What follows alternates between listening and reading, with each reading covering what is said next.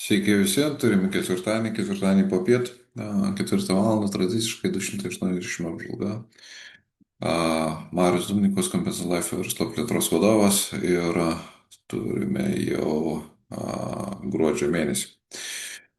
Tai judame į priekį, VIX indeksas yra žemiau 20 punktų, 16,1 punkto. Vienas žemesnių rodiklių, rizikų kažkaip tai nesimato rinkose, rinkos kyla ir juda į priekį. Ir greičiausiai finansų rezultatai lemia, kad būtent indeksai juda į priekį.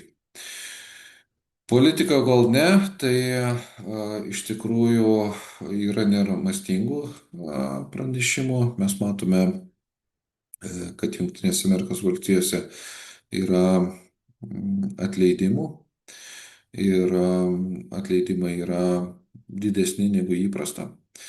Taip pat mes turime technologinių kompanijų problemas, bet bendrai paėmus vis tik tai finansų rinkose pinigų kiekis yra didesnis negu akcijų.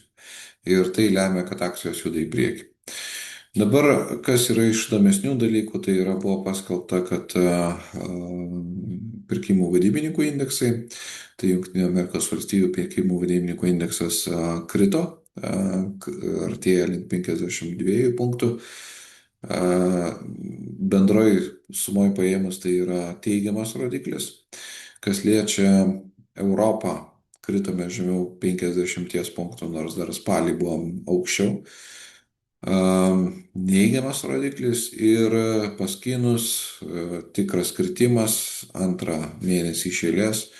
Kritimas žemiau 50, mes matome 49,9 punkto. Tai tarsi toks simbolinis dalykas, bet iš tiesų bendrai paėmus pirkimų vadybininkų indeksai nerodo nieko gero artimiausius 6 mėnesius. Akcijų rinkos pozityvios, pirkimų vadybininkų indeksai negatyvus. Tai matysime, kaip jie judės į priekį. Kas liečia S&P 500, tai esame arti labai rekordinių aukštumų, 6855,5 punkto.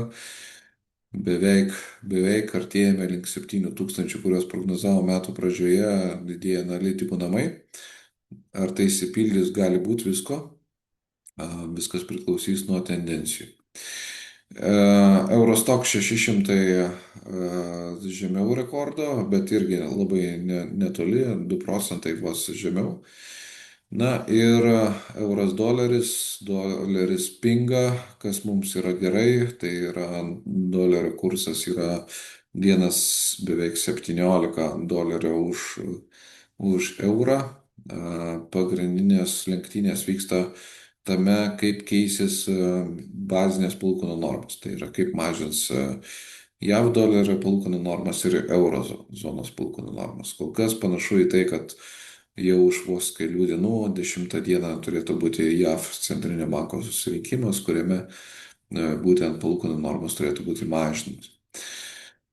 Brent nafta mažėja, 62,9 dolerių už unciją, už barelį.